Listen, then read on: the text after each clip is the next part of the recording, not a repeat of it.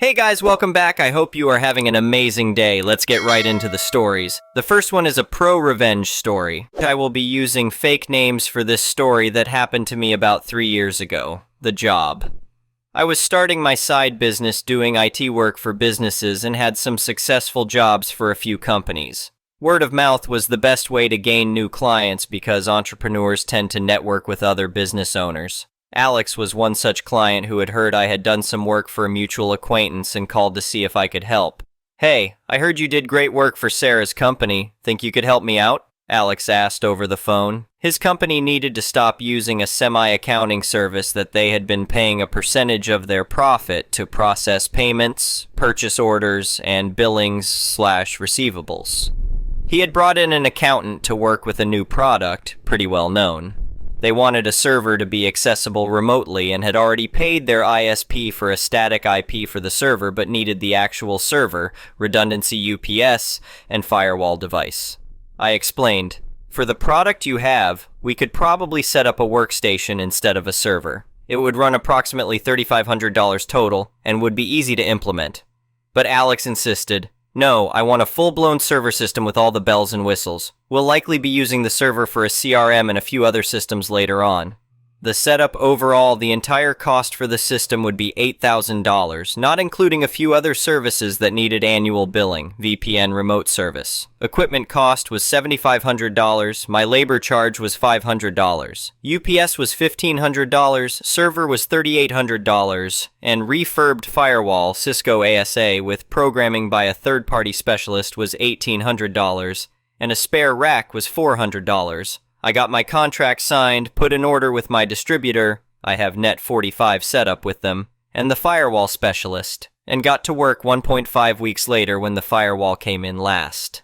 I finished the job on a single weekend and got everything up and going after a call to the ISP, who did not like the firewall appliance I installed. For some reason, they had to tweak things on their end and finally allowed the traffic to go through once more. I confirmed function with Alex, who verbally approved and was happy. "This is fantastic. It's exactly what we needed," Alex said, beaming as he looked at the setup. The move, I sent my invoice promptly on Monday, leaving it as is with a 1-week payment term. When I saw no reply or payment after 4 days, I messaged Alex and asked if they had received my invoice. To my surprise, he replied that the server was not working and proceeded to call me. "This whole thing is a total waste of money," Alex spat out angrily. "You should have never done the job." I apologized and informed him I would be on the way to fix whatever the problem was. When I got there, they refused to let me in to see the server, claiming they had someone coming over to fix my mishaps. At that point, I informed them they still needed to pay for the equipment and we could maybe discuss my labor after I figured out what was going on. Alex refused to let me in and was pretty upset. "You're not touching anything else. We'll handle it from here," he said, blocking the doorway. The advice. At this time, I was pretty upset. 2.5 weeks had passed since I ordered my equipment, and my distributor needed to get paid within 45 days. I was getting very nervous and was thinking of taking it to small claims court until talking with a friend. He informed me I could file a mechanic's lien. "But this is for IT work," I protested. "Doesn't matter," my friend replied. "Where we live, mechanics' liens can actually be filed for various industries, and IT is one of them." So I started the process to fill out and file a mechanics lien on Alex's company. Much to my surprise, there was no court date. All I needed to do was provide considerable proof to clerks, and later to the constable. The revenge.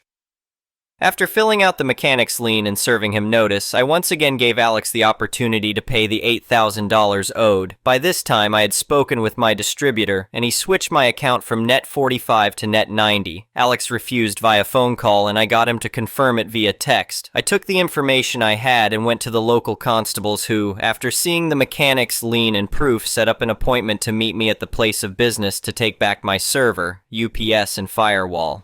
I went in on Tuesday, which I had learned was the day the accountant came in to start the week. The constable and I arrived at 7:30 a.m., right at opening time. At first they refused entry until Alex came by and was informed I was enforcing my mechanic's lien and would be taking back my equipment. Alex immediately got riled up. "You can't take the equipment, we've replaced it all with new stuff." The constable asked if I had serial numbers and models for the equipment, which I did. We went in and found my server, UPS, and firewall all in the exact same way I left it. The server showed it had been online for the entire time, no real changes were noticed, and as far as I could tell, no one had worked on it. Alex began to chuckle when I shut the server down. "How are you going to take the system when it's bolted to the ground? Bet you didn't think about that, did you, you idiot?" He didn't realize that rack-mounted equipment is not permanently attached to the mount. I guess he thought he had me beat because it was all one system that you cannot take apart and not something that was put together. His jaw dropped the moment I removed the server and loaded it onto the cart after removing a couple of bolts. He started panicking and yelling at the constable, "I'll sue you if you don't stop him!" The constable remained calm and ignored Alex. After a bit, he informed Alex that he needed to get out of his face and step back. When Alex refused to back down, the constable undid his holster's safety harness and put his hand on his firearm. Alex's face was exquisite, full of fear, and eventually a dawning sensation that this was going to happen one way or another. I wrapped up my server, UPS, firewall, and left the rack. True to Alex's word, undoing the bolts proved difficult to impossible with the tools I had, so I told Alex he could keep it for the new server he tries to set up. It didn't take more than 2 hours before I got a call from him. "I've talked to my attorney," Alex sputtered. "You'll be going to jail for trespassing and I'm suing you for damages." I calmly informed him he didn't pay for the equipment, his equipment was repossessed, thus there was nothing to sue for. As for trespassing, I was servicing a mechanic's lien with a law enforcement officer, so it wasn't trespassing. He then started hemming and hawing about how he needed to bill clients because he hadn't had revenue in a week, but his accountant couldn't do anything because she had no access to the accounting software and they had no copies. I replied, "It's not my problem. I will not be giving access to the server nor data contained, and you should have paid for the equipment instead of trying to screw me over for $8,000. He then offered to pay me if I could install the server back the same day, but only if I did it that same day. Otherwise, he'd find someone else. I informed him that our original contract was null and void. I would be returning the equipment to my distributor, but first I had to wipe the storage by DoD standards, which means 0% chance of recovering files unless he somehow had NSA-level funds.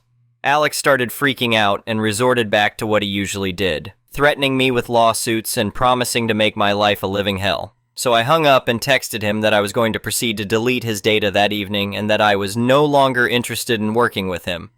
More advice and the real revenge, Alex called me at least 50 times. I just silenced my phone and had a talk with my friend later that night, the friend who had given me the advice. He then asked me why I was returning the equipment if I had the only copy that had everything from client names, contacts, phone numbers, billings, receivables, etc. "How much revenue did the company generate?" my friend inquired. I informed him I was taking a wild guess, but it was somewhere in the ballpark of $58,678.21 for the last month. He laughed and suggested, "Why don't you charge them double the price to get his equipment back, and have him pay you cash before you start?" He was right. I was taking my petty revenge and walking out with a $1,800 firewall I had to pay in advance, and a $500 unpaid labor charge. Why not take it a step further, get sweeter revenge, and get paid a fat stack of money? The following day, I messaged Alex. "I apologize for the way I behaved yesterday. It was not professional. Unfortunately, your poor attitude and attempts to screw me over got the better of me. The server has not been wiped yet. I would like to reconsider a new arrangement so we can salvage this sour experience and turn it into sweet honey. Are you interested in working with me to get your equipment back? I must warn you it will be extra since I would be doing double the work. Let me know." Alex immediately called me, and his attitude came right back. "I knew you would change your mind and come crawling back. Yes, I want everything back, but I'm only paying $50 and not a dime more. The $50 is me being generous to give you a second chance to do things right."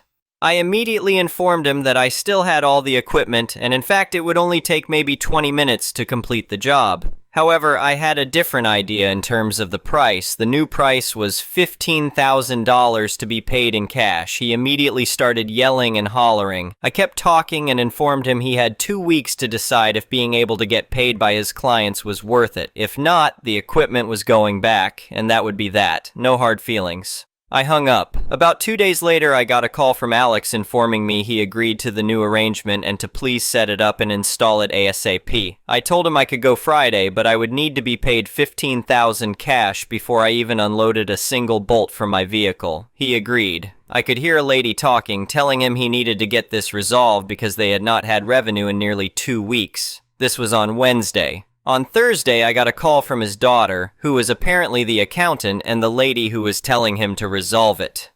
"Hi, I'm cutting a check and need to know your name," she said. I informed her I would not be accepting checks, and I had told Alex specifically it would be in cash. "Oh, okay," she replied, "and the amount is $12,000, correct?" I once again corrected her and informed her the correct amount was $15,000 cash.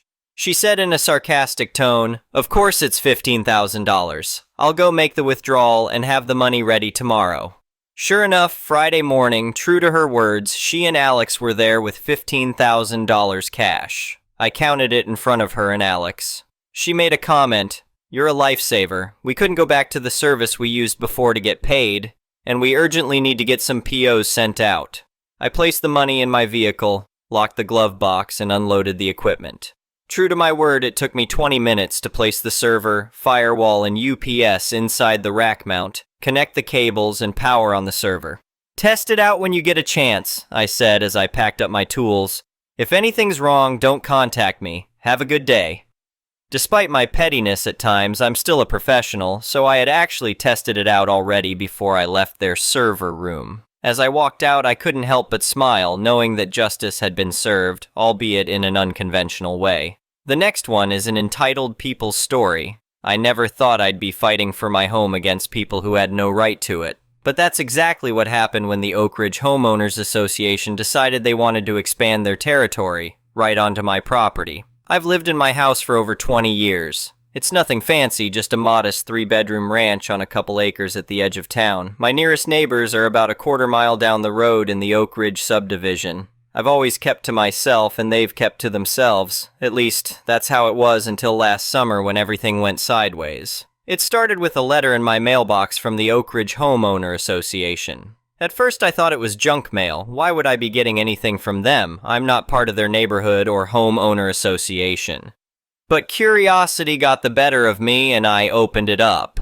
The letter stated that the Homeowner Association Board had voted to incorporate adjacent properties into their community, including mine.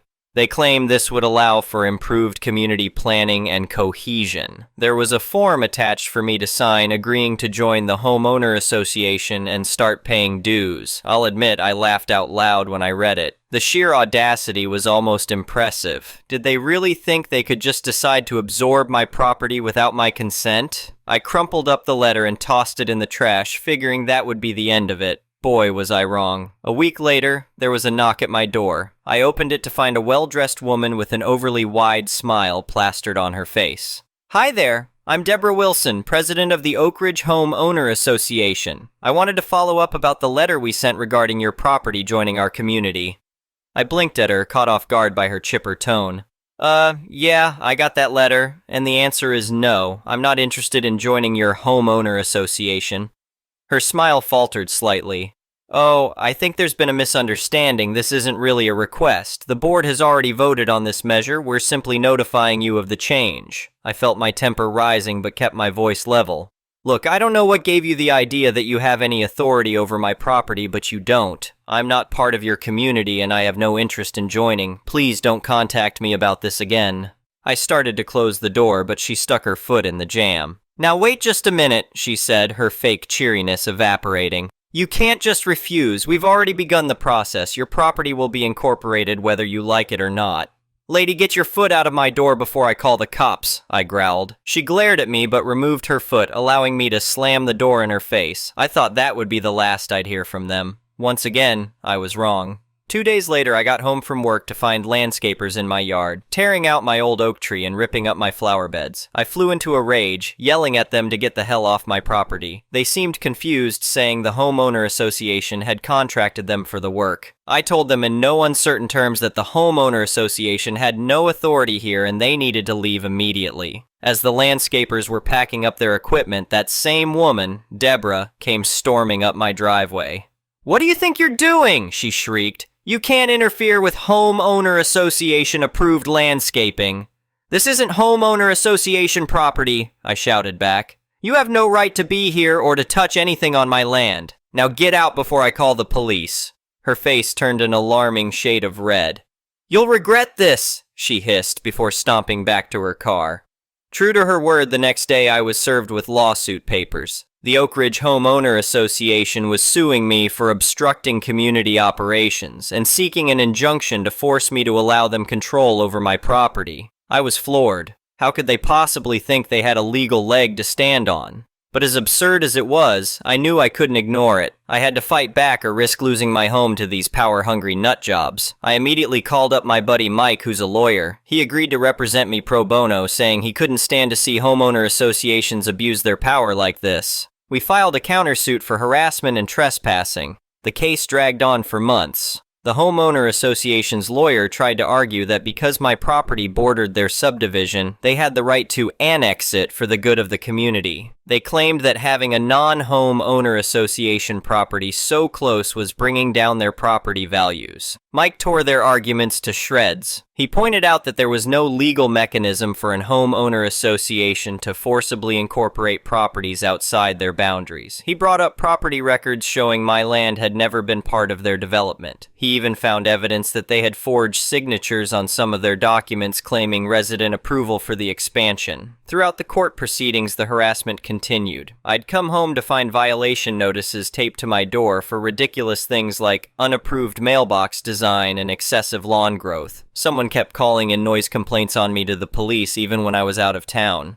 Twice I caught homeowner association board members trying to sneak onto my property to take photos. It was infuriating and stressful. There were times I considered just giving in, letting them take over just so I could have some peace. But I knew if I did that, they'd only be emboldened to pull this crap on other people. I had to stand my ground. Finally, after nearly a year of legal battles, the judge issued her ruling. She not only dismissed the homeowner association's suit with prejudice, but granted hefty damages in my favor for their harassment and legal fees. She also ordered a forensic audit of the homeowner association's finances based on the evidence of document forgery we'd uncovered. I wish I could say that was the end of it, but Deborah and her cronies weren't done yet. They appealed the ruling, dragging things out even further, but the appeals court upheld the original verdict. By this point, many Oak Ridge residents had gotten wind of what their homeowner association was up to and were furious. They voted out the entire board and instated new leadership that promised to leave me and my property alone. It's been about 6 months since everything was finally resolved. My property is still mine, blessedly free of homeowner association control. The oak tree they destroyed has been replaced and my flower beds are starting to recover. Sometimes I look out my window at the Oak Ridge subdivision down the road and shake my head at how close I came to losing everything to their greed and arrogance. I know homeowner associations can serve a purpose, keeping neighborhoods nice and protecting property values. But too often they become drunk on power, forgetting that they're supposed to serve the community, not rule over it with an iron fist. I'm just glad I was able to stand up to them and come out on top. These days, I make a point of chatting with my neighbors when I see them. Not the Oak Ridge folks, I still steer clear of them, but the other independent homeowners nearby. We've formed our own little support network, keeping an eye out for each other in case the homeowner association tries to pull anything again. I've even started looking into local politics, thinking about running for city council. Someone needs to advocate for limits on homeowner association power and protect homeowners' rights. Maybe that someone will be me. For now, though, I'm just enjoying the peace and quiet of my homeowner association-free home, grateful for every day that it remains my castle. The next one is a petty revenge story. So I went to a small high school, and freshman year, there was this kid, let's call him Drew. Small stature, white, blonde, and stupid. Idolized Andrew Tate, now you know where I'm going with this.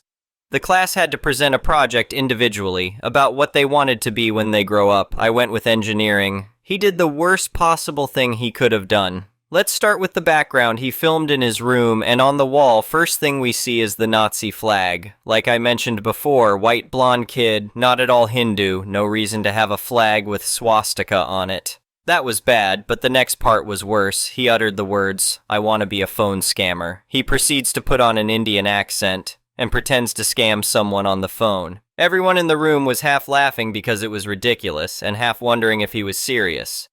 Well, we found out which it was soon enough. Well, next thing I know, he's going off on me because I sit with him, not by choice. He called me an NPC, I assume, because he couldn't find a way to discriminate against me because I also am white. So anyway, he kept being racist, and at one point my class agreed that we would sacrifice him if there was a school shooter. We eventually started talking crap about him to his face. The whole school stopped talking to him, except a few who barely tolerated him. At one point he asked me if I could help him with homework. Well, I saw my chance, I gave him all the wrong answers, and he believed me. He left the school after the first semester for bullying, which he started. We had a huge celebration. He's still the butt of many jokes to this day, and he's now a cautionary tale to the freshmen every year. Thank you for watching. I would really appreciate it if you could like the video and subscribe to our channel if you haven't already. We'll see you again tomorrow.